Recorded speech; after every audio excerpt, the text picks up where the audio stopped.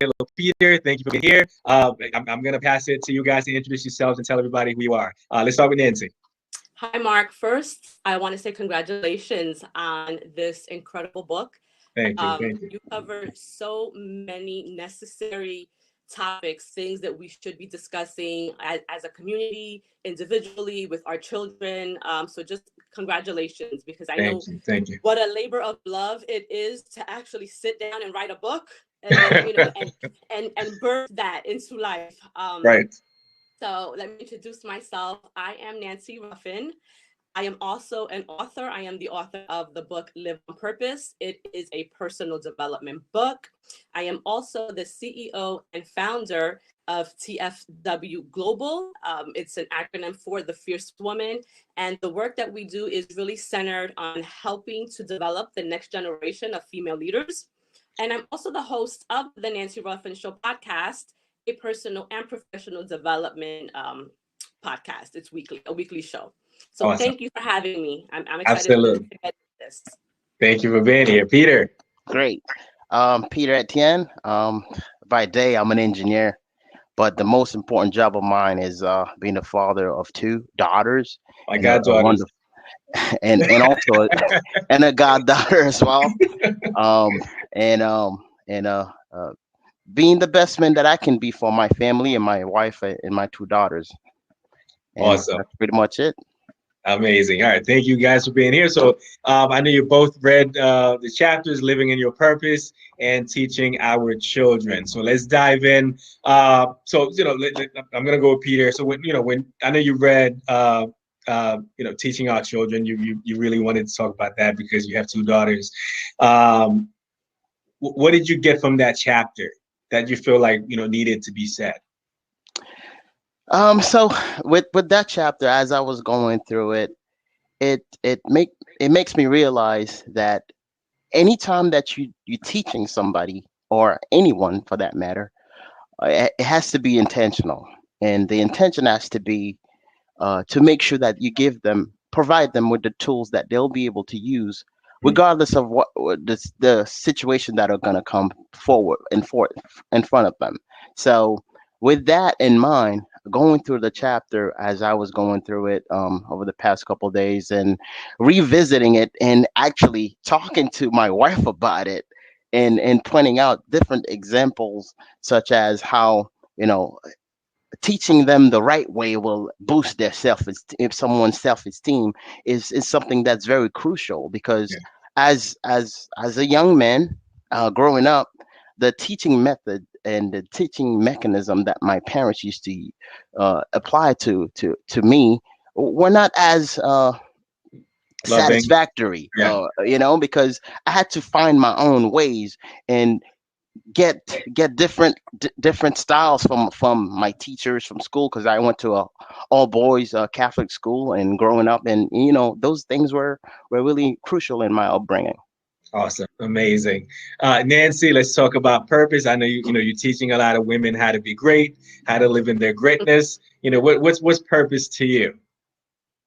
Well, everything that is created has a purpose, right? Mm-hmm. So even the computers that we're on right now, the cell phones that we use, everything is created so that in its essence is to help, right? Everything that has been created to help somebody, to help technology. And so in that same way, when we think about ourselves, we have to recognize that we too have been created for a specific purpose. Right. And depending on what our individual gifts are, our talents, the things that we are passionate about, it's being able to identify those things and then bring them together in a way that is helping and serving others. So when I think about purpose is within me, but it's not for me, right? My purpose is to serve others. And how can I use my own God-given gifts, to help other people, to help the world be a better place? And it's really just tapping into that. And then once it's putting it into action. Right. Love that. No, it's good that you said that. I talk about purpose as by my definition, is to help and to heal, right? The purpose is to help each other and help each other heal, right? Whatever it is that you do, it could be, you could be an engineer, right? What's the purpose of being an engineer? Right? What's the purpose of the job that you're doing as an engineer? Helping other women, right? That's a purpose that's greater than, yourself, because you're helping others live in their full potential. So thanks for sharing that. So let's move forward with chapter 12, where we talk about you know how can you be grateful in situations that are not, that you don't feel good about, right? Let's say you've been hurt. Like how can you be grateful for that hurt that can potentially help you live in your greatness? So, one of the things that I learned on my own journey, and I'm a Mm. God-fearing woman, so I recognize that everything that happens to me is happening for me, and because I believe that God is directing my steps, Yeah. even the bad things that happen, I've learned to be grateful for, because I recognize that it's in the disappointments, it's in the hurt, it's in the letdowns, it's in the betrayals that we really discover who we are.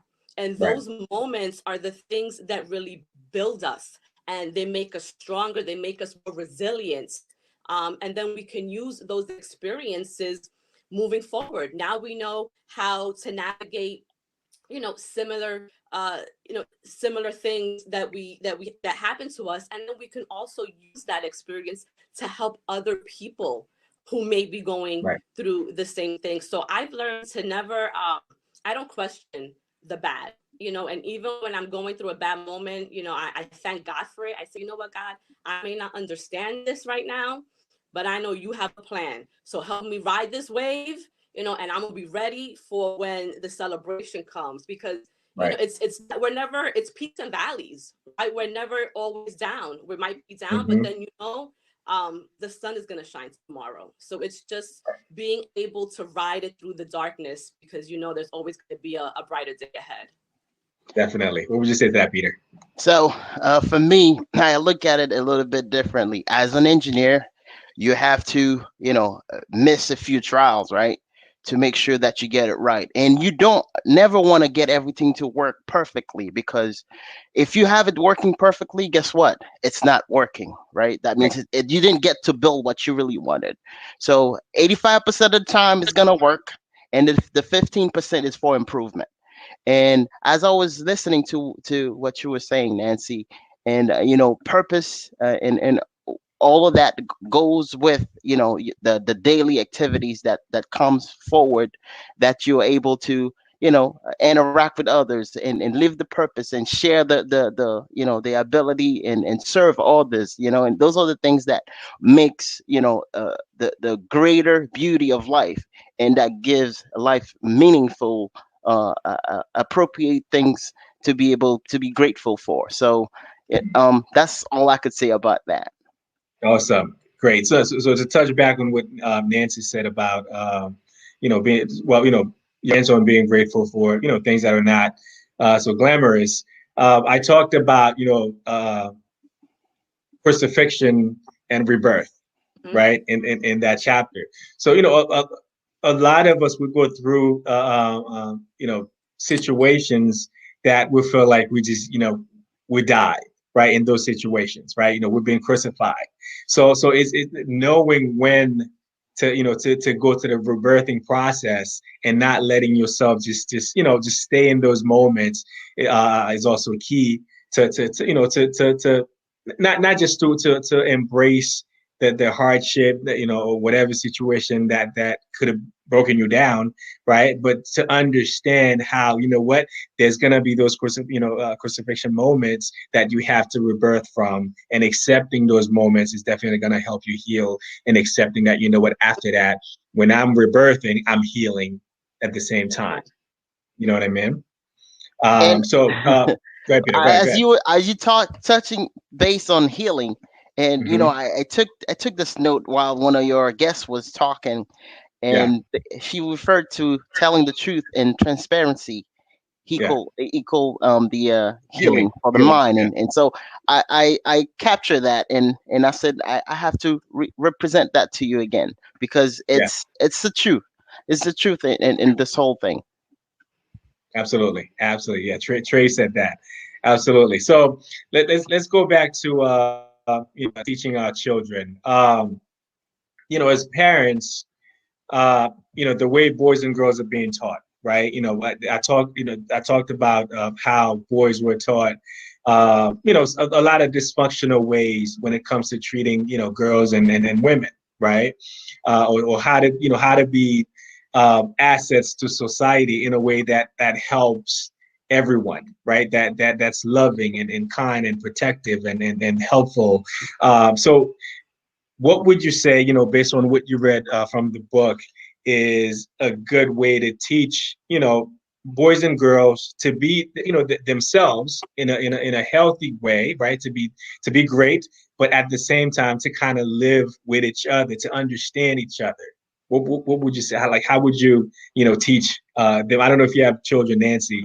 I Um, do actually have two daughters, eight okay, and five, 8 and 5. awesome. And so for me, it always goes back to that basic principle. You teach you treat people how you yourself want to be treated. But Right. the caveat with that is also making sure that we're teaching our children that they're supposed to be treated with respect and with Mhm. kindness, right? Because if they don't believe that for themselves, then they're just going to project, whatever they're feeling onto other people. So Right.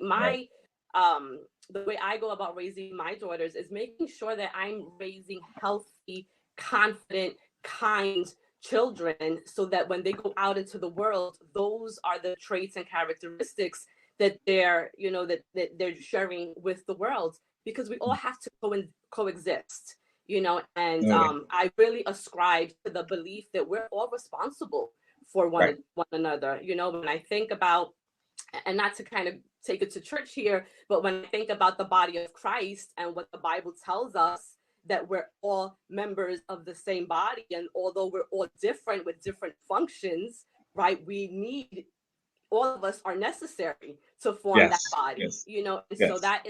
that is the same kind of mind frame that I use with my girls. So Love it. you teach them first how to be with themselves, so that they can go out into the world and treat others that same way. Love that.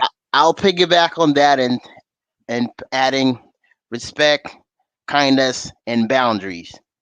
So Yes, that's very absolutely. important. Mm-hmm. And at the Absolutely. Mm-hmm. same time, I want to make sure that they understand that their voices matter, right? Yes. So they when they say no, it means no, Right. regardless of what the situation is.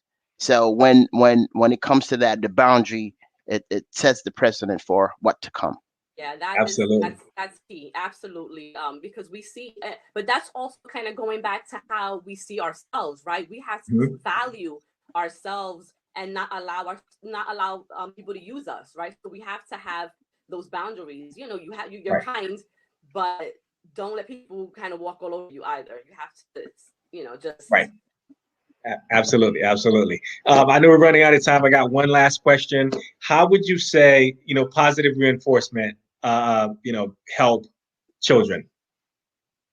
I absolutely believe it does. I believe that how we speak to our children becomes their inner voice. So if Mm-hmm. we're constantly bringing them down, if we're belittling them, if we're pointing out the things that they do wrong, they're going to internalize that. And then when they get older and they step out into the world, that's going to be the voice that they have in their head.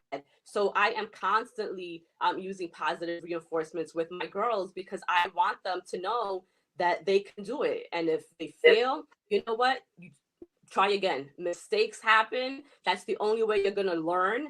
And you can't knock yourself, for the Right. failure. For me, failures are lessons. So it's really important. We have to mimic also to our children the behaviors that we Right. want for them. Absolutely.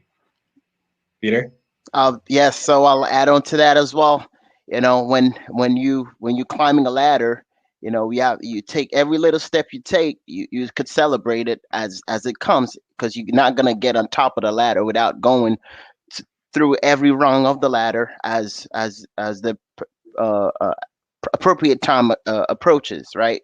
So it's important to make sure that you set your foundation, set different rung of the ladder properly, so that, and make sure you put that ladder properly in a proper angle. Otherwise, guess what? Even if you get to the top, if the angle is not solid enough, you'll Right. fall right back down. So that's very important in the teaching and positive reinforcement as well. So you get to enjoy the very little step that you take every time.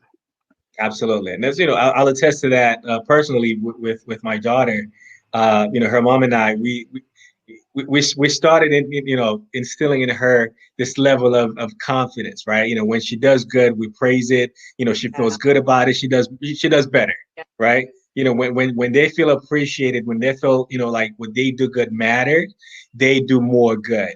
You know what I mean? So as much as I talk, in the book about punishment and rewards, it's better, it's healthier to reward the kids when they do good, because they'll be more inclined to doing good. You know what I mean? You know, So go I ahead, go just ahead. want to add, I don't mean to interrupt you, but I just want to add that in doing that, what we're doing is building their self-confidence and their Absolutely. self-esteem. And the reason I say Hmm. that is because with many of the women that I work with, I see that the confidence piece is what they struggle with.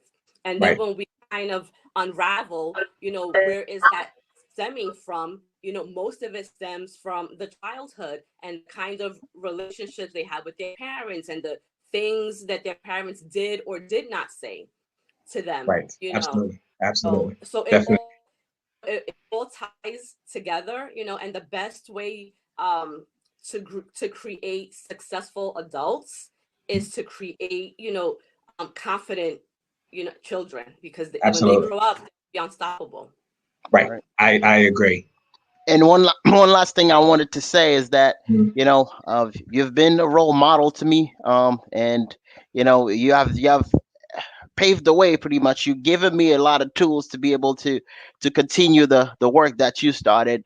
As you know, Thank you, brother. as a father to daughter, I'm a father's daughter, so I'm very proud of you, and congratulations, man. Thank you so much, man. Thank you. I love you guys. This was great. We're running out of time. Thank you for being here. You guys made so many great Thank you points. I can't see you, Nancy, but I hope you can hear us.